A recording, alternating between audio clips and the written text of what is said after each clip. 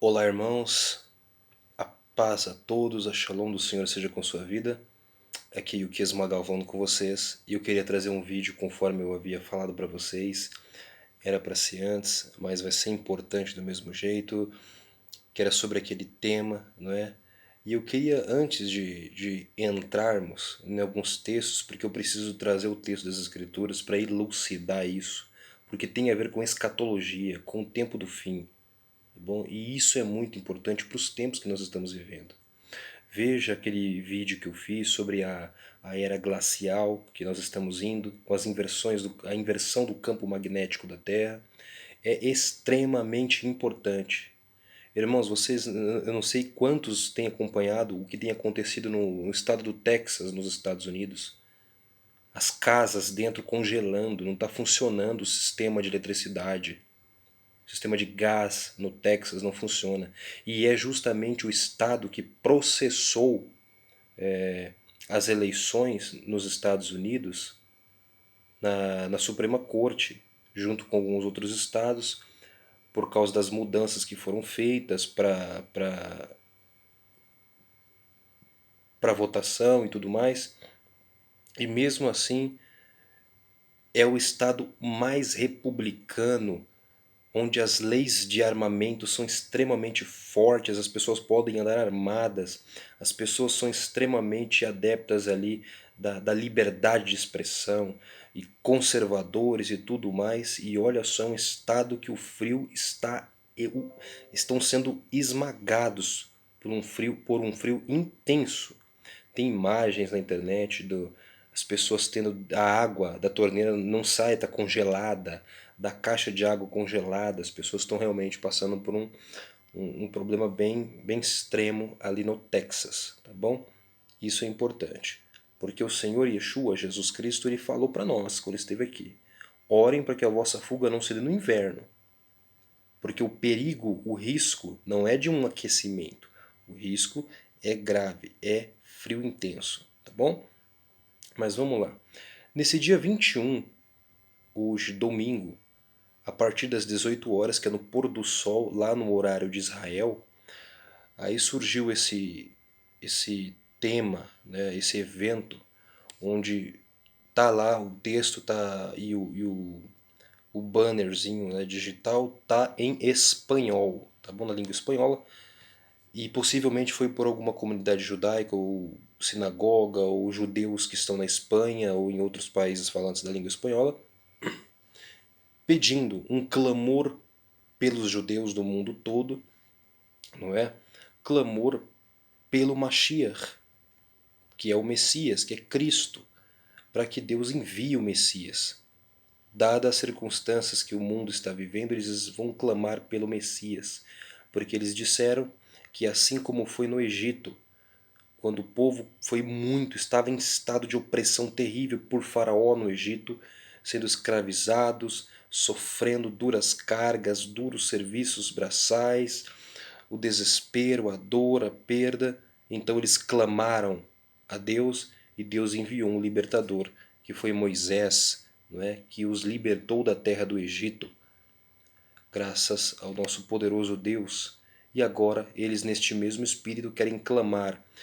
Porém, né, eu recebi informação de nossos irmãos amados de Israel, pessoas que eu conheço e que me informam sempre. Eu recebo informações diretas lá de Israel sobre o que está acontecendo, e lá isso não está sendo falado.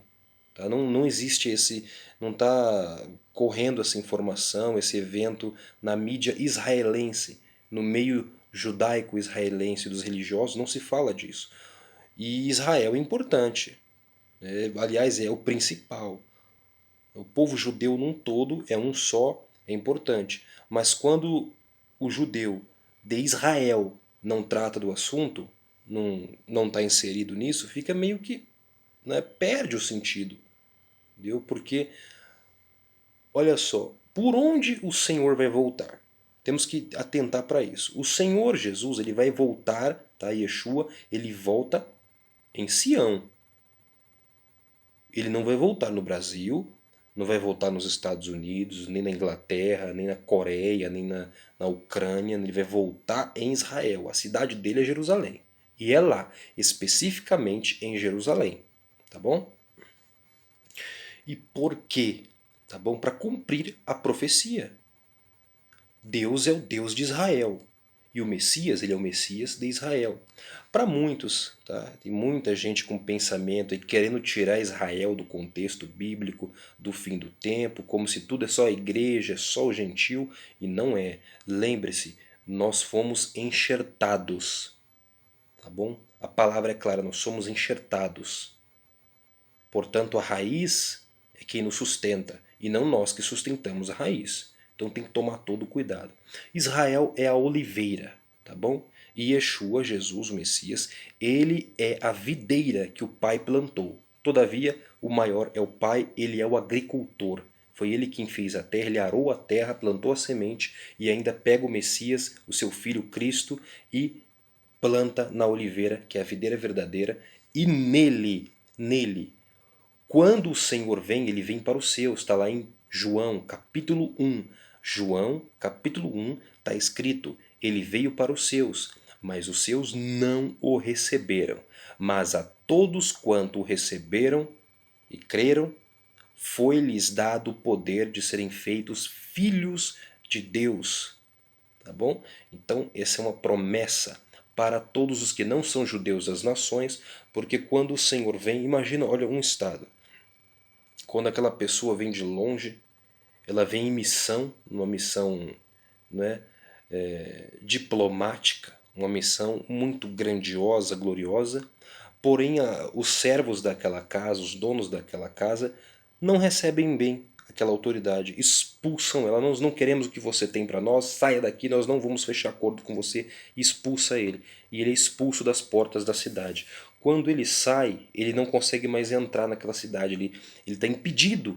Tá? O acordo que ele trazia, os presentes que ele trazia para aquela nação foram rejeitados.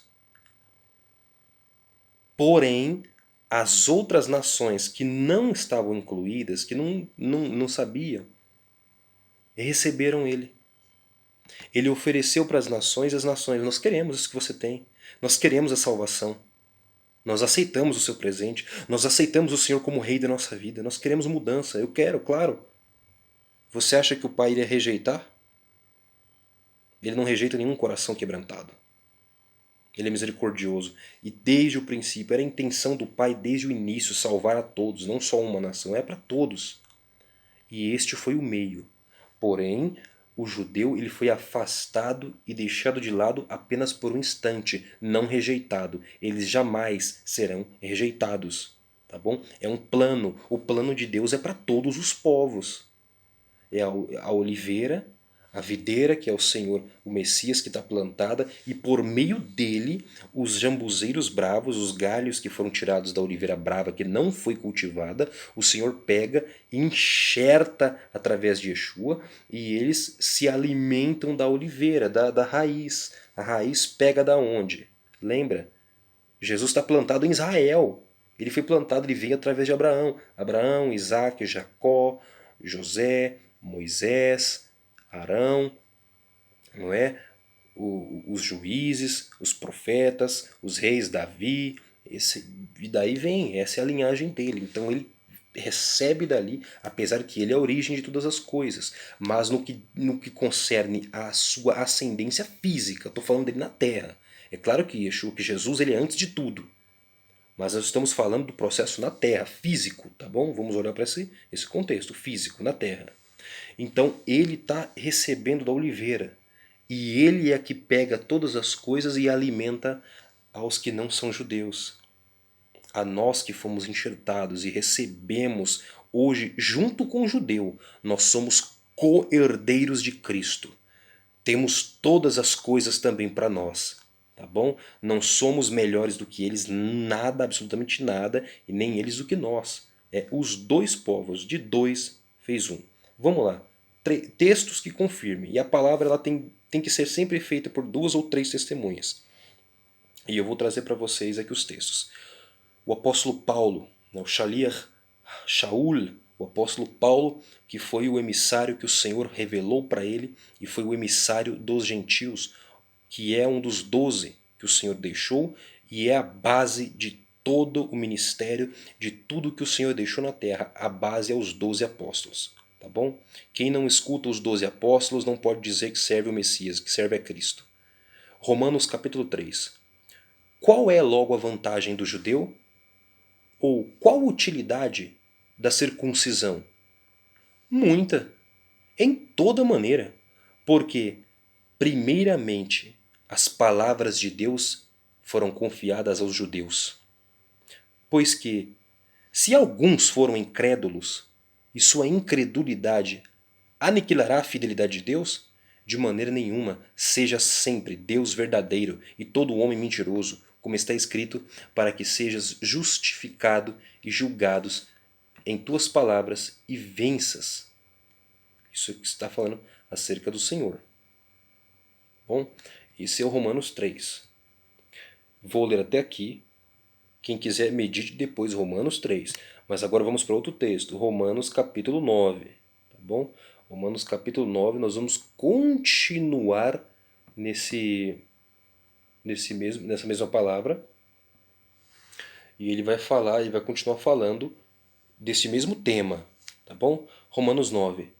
Em Cristo digo a verdade, não minto, dando-me testemunho à minha consciência no Espírito Santo, no Ruach HaKodesh, que tenho grande tristeza e contínua dor no meu coração, porque eu mesmo poderia desejar ser anátema de Cristo, por amor dos meus irmãos, que são meus parentes segundo a carne, que são israelitas, dos quais é a adoção de filhos. Olha só, a Israel pertence à adoção de filhos, eles foram adotados como filhos, a glória, as alianças, a Torá, o culto, as promessas dos quais são os pais e dos quais o Messias veio deles segundo a carne, o qual é sobre todos Deus bendito eternamente. Amém. Olha o que a palavra está dizendo. Não está falando a aliança no singular. Está falando que deles são as alianças no plural. Tanto a antiga aliança, o Antigo Testamento, como é conhecido, como o Novo Testamento, a nova aliança, que é Cristo que morreu por nós e nos salvou, é deles, pertence a eles. Está falando aqui no Novo Testamento. Para quem não gosta muito de pegar no Antigo Testamento, é o Novo. O apóstolo Paulo está falando. As alianças são deles. Continua sendo de Israel. Então, nada mudou. Tá bom? Olha que bênção. Vamos agora, medite no texto completo também depois. Romanos 3, agora nós damos Romanos 9 e agora nós vamos para Romanos capítulo 11. Vamos lá. Digo, pois, porventura rejeitou Deus o seu povo? De modo nenhum. Porque também eu sou israelita, da descendência de Abraão, da tribo de Benjamim. Deus não rejeitou seu povo, que antes conheceu. Ou não sabeis o que a Escritura diz de Elias, de Eliarro, como fala a Deus contra Israel, dizendo: Senhor, mataram os teus profetas, derribaram teus altares, e só eu fiquei, e buscam a minha alma. Mas, que lhe diz a resposta divina? Deus disse para Elias: reservei para mim 7.000 homens que não dobraram os joelhos a Baal. Assim, pois, também agora, neste tempo, ficou um remanescente, segundo a eleição da graça. Mas se é por graça, já não é pelas obras. De outra maneira, a graça já não é graça. Se, porém, é pelas obras, já não é mais graça. De outra maneira, a obra já não é obra. Olha só, vamos ler. Pois que o que Israel buscava não o alcançou, mas os eleitos o alcançaram e os outros foram endurecidos. Como está escrito, Deus lhes deu um espírito de profundo sono, olhos para não verem, ouvidos para não ouvirem, até o dia de hoje. E Davi diz: torne-se-lhes a sua mesa em laço, em armadilha, em tropeço por sua retribuição. Escureçam-se-lhes os olhos para não verem e curvem-se-lhes continuamente as costas. Este curvem-se-lhes continuamente as costas é porque o judeu até os dias de hoje eles são homens estudiosos demais da Torá, dos profetas, da lei de Deus. Eles estudam muito. Porém, foi posto o véu que não deixa eles enxergarem a verdade. Eles não conseguem ver. Porque essa cegueira é momentânea, não é para sempre. É para que esta cegueira deles, que hoje eles têm, para salvar as outras nações, para salvar o gentio. Tá bom? Isso é muito e extremamente importante. Quando isso acontece, traz salvação para o mundo. Porém, agora no fim, olha só, este evento, o que significa este evento dos judeus clamarem para o Senhor enviar o Messias? Significa necessariamente que eles estão pedindo ao Pai: Deus, nos mande o Messias. Revela-nos o Messias para nos salvar da pandemia, para nos salvar da crise econômica, dos nossos inimigos que querem nos destruir. Nos livra, Senhor, das nossas aflições, do pecado. E vem, Senhor, como o Senhor prometeu, redime o teu povo. E é aí, irmãos, é aí que entra. Olha aqui, vamos lá. Digo, pois, porventura tropeçaram para que caíssem? De modo nenhum. Mas pela sua queda veio a salvação aos gentios, para os incitar ao ciúme. E olha só, versículo 12. E se a sua queda foi a riqueza do mundo, e a sua diminuição a riqueza dos gentios, quanto mais a sua plenitude, porque convosco falo, gentios, que, enquanto for apóstolo dos gentios, exalto o meu ministério, para ver se de alguma maneira posso incitar o ciúme aos de minha carne e salvar alguns deles. Porque se a sua rejeição é a reconciliação do mundo, qual será a sua admissão, senão a vida dentre os mortos? Sabe quando será a vida dentre os mortos? Sabe quando é que os mortos vão ressuscitar? Sabe quando é que o Senhor Yeshua, Jesus Cristo, vai voltar? Só quando Israel aceitar Ele. Isso é uma premissa. Tá bom? Ah, quando que vai ser? Cadê o templo? Cadê aquilo? Cadê aquilo outro? Primeiro, Israel vai reconhecer o verdadeiro Messias, o verdadeiro Cristo, quando os olhos deles abrirem. Porque eles vão clamar, eles vão pedir. E o Pai vai revelar para eles: vocês querem o Messias? Então o Messias eu mandei para vocês. E o Messias é esse aqui, ó, aqueles que vocês mataram, que vocês rejeitaram, que vocês os emadeiraram até os dias de hoje. Este é o verdadeiro Messias. E Zacarias, olha só, o profeta Zacarias então vai tratar sobre isso de forma maravilhosa. Essa promessa que dá uma vontade no meu coração, na minha alma, de estar lá para ver isso acontecer. Dá vontade de estar lá. É isso. É isso. A vontade de estar lá quando isso acontecer.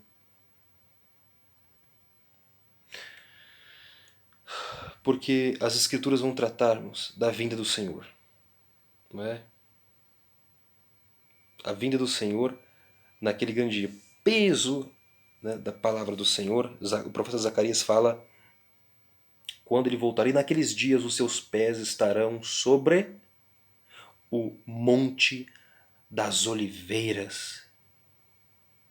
Olha só, naquele dia os seus pés estarão sobre os montes das oliveiras. E naquele dia tirarei o nome dos ídolos, dele não haverá mais memória. Também farei sair da terra os profetas, o espírito de impureza. E o texto continua: acontecerá naquele dia que os profetas se envergonharão, cada um de sua visão, quando profetizarem, e tudo mais. Versículo 6, Zacarias 13:6. E se alguém lhe disser: que feridas são estas nas tuas mãos? Porque quando ele vier, vão ver a ferida na mão. E vai dar um choque na mente deles, porque peraí, eu já ouvi falar de um homem que furaram as mãos dele e os pés dele, mas será que é aquele que eu estou pensando? Não, não é possível. Não pode ser, não, não é ele. E vão perguntar: que feridas são essas em suas mãos? E aí o Senhor Jesus vai falar para Israel: são as feridas que eu fui ferido na casa dos meus amigos. Olha o que... A mensagem é maravilhosa. O negócio não para, não para.